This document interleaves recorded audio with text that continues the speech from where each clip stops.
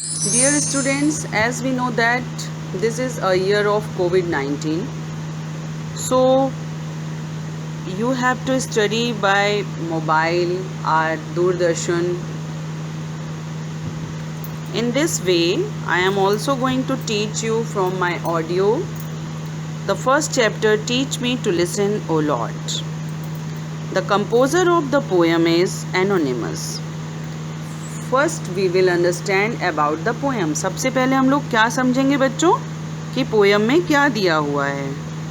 We know the difference between hearing and listening. Teach me to listen O Lord. सबसे पहले आपको क्या समझना होगा, इसका टॉपिक में क्या समझाना चाह रहे हैं कवि. हे प्रभु मुझे सुनना सिखाओ. तो सबसे पहले हम लोग क्या समझेंगे इसके कि इस पोएम में है क्या. We know the difference between hearing and listening. हमको इस मामले में अंतर समझना होगा कि hearing क्या है और listening क्या है. Hearing means होता है सुनना, listening means भी सुनना होता है. Hearing अपन सुनकर निकाल देते हैं, थोड़ा देर के लिए हम सुनते हैं, और listening में हम सीखते हैं उन चीज़ों को. It is widely accepted that listening is a skill that is acquired through dedication and practice. ये बिल्कुल सही है कि ये बहुत बड़ी एक्सेप्टेंस है कि हमको जो सुनने की प्रैक्टिस है ये सबके अंदर, ये बहुत बड़ी स्किल होती है, बहुत बड़े दिमाग की चीज़ होती है कि हम किसी की बात को सुने, ग्रहण करें. It is said that a good person is invariably a good listener. ऐसा कहा जाता है बच्चों कि एक अच्छा व्यक्ति जो होता है वो एक अच्छा वक्ता जो होता है वो एक अच्छा श्रोता भी होता है ना. तो यहाँ पर हमको क्या समझना है. The poem is a form of prayer. Tell us to be a good listener. कवि जो ये कविता है ये हमको एक अच्छा लिसनर बनाना चाहती है, एक अच्छा सुनने वाला व्यक्ति, अच्छा सीखने वाला व्यक्ति बनाना चाहती है. We should being by listening to those who are nearest us. हमको ये समझना होगा कि हमारे आसपास कौन है जिनको हम सुनना चाहें. We must to listen them. We may find out that although they do not speak it aloud. चूँकि वो बेचारे हो सकता है वो बहुत गरीब हों, बोल ना पा रहे हों, उनकी आवाज़ अंदर से दबी हुई हो, तो हमको ये समझना होगा at they all want our attention and recognition. और जैसे कि हम कोई ऐसी आवाज़ें हैं जो हम सुन नहीं पाते हैं और वो हमसे कुछ कहना चाहते हैं. चूँकि ये हमारे अंदर की फीलिंग होनी चाहिए कि हम उनकी बातों को समझ सकें. हो सकता है वो दबी हुई आवाज़ें हों, हो सकता है वो नहीं बोल पाते, हो सकता है वो बेजुबान हों, और हो सकता है they are poor, they are unable to express their thoughts because of poverty, they are afraid. So I am going to start a paragraph stanzas. देखो बच्चों, पैराग्राफ और स्टेंजा में ये अंतर मैं तुम लोगों को समझाना चाहती हूँ कि जो प्रोज होते हैं वो उसमें पैराग्राफ होते हैं, और जो स्टेंजा होते हैं, पोएम्स जो होती हैं, उसमें स्टेंजा होती है. तो यहाँ पे आप लोगों को मैं फर्स्ट स्टेंजा पढ़ाऊँगी. In the very first stanza the poet is going to tell what we will read. Teach me to listen, Lord, to those nearest me. हे प्रभु मुझे सुनना सिखा दो जो मेरे करीब हैं. My family, my friends, my co-workers. मेरा परिवार, मेरे दोस्त और मेरे सहपाठी. Help me to be aware that मुझे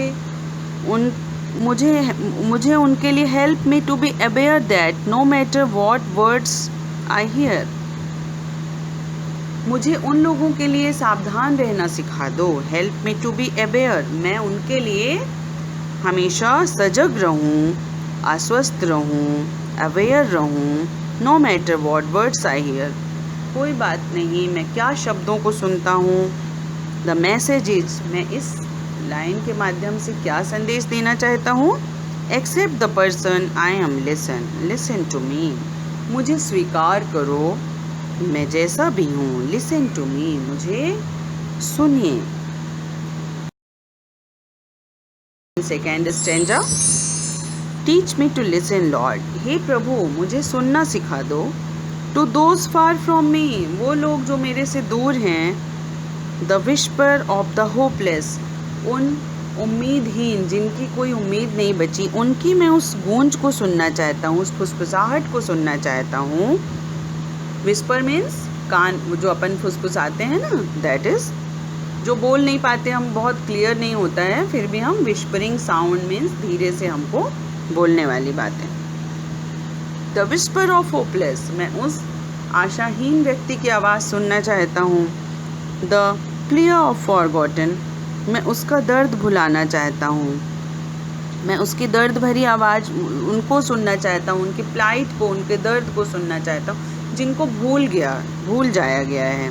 द क्राई ऑफ एंग्विस्ट, और मैं उस एंग्विस्ट की बात सुनना चाहता हूँ जो बहुत ज़्यादा दर्द से तड़पते हैं।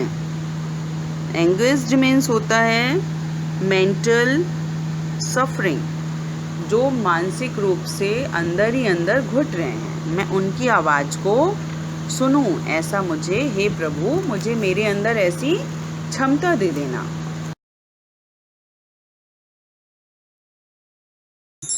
Teach me to listen lord to myself, हे प्रभु मुझे सुनना सिखाइए मेरे खुद के द्वारा।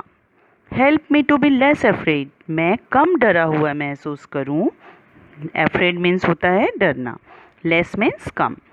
To trust the voice inside, मैं अपने आंतरिक, मेरे अंदर जो वॉइस है, आवाज़ है, मेरे अंदर की जो थॉट्स हैं, उसको मैं ध्यानपूर्वक विश्वास कर सकूं, उस वॉइस पे मैं विश्वास कर सकूं। In the deepest part of me, जो मेरे अंदर विद्यमान है। हमको मालूम है बच्चों कि अगर हमारे अंदर जो भी वॉइस आती है वो सच बोलती है। हम ऊपर से अगर कुछ गलत भी करते हैं, लेकिन हमारे अंदर की जो आवाज़ होती है, अंतरात्मा, वो हमको ऐसा गलत करने से रोकती है। इसलिए हमको उस आवाज़ को ज़रूर सुनना चाहिए। Now, in the fourth stanza, teach me to listen, Lord, for your voice. हे प्रभु मुझे आपकी उस आवाज़ को सुनना सिखाइए।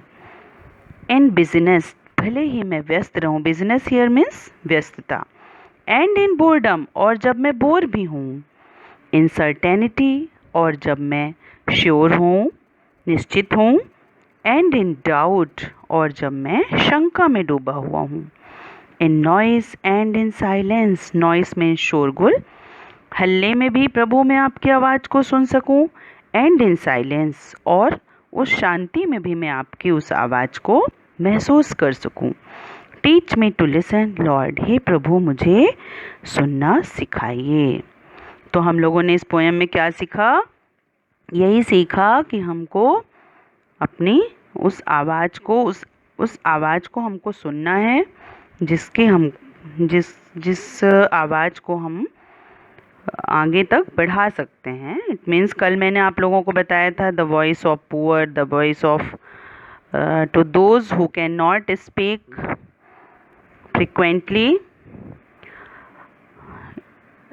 इस प्रकार से हमारा ये चैप्टर ख़त्म होता है। कल मैं आप लोगों को इसके क्वेश्चन आंसर और इसमें कुछ अदर पार्ट्स भी दिए हुए हैं, वर्ब, नाउन, इसके मैं आप लोगों को डिटेल्स समझाऊंगी। तब तक के लिए टेक केयर। ओके।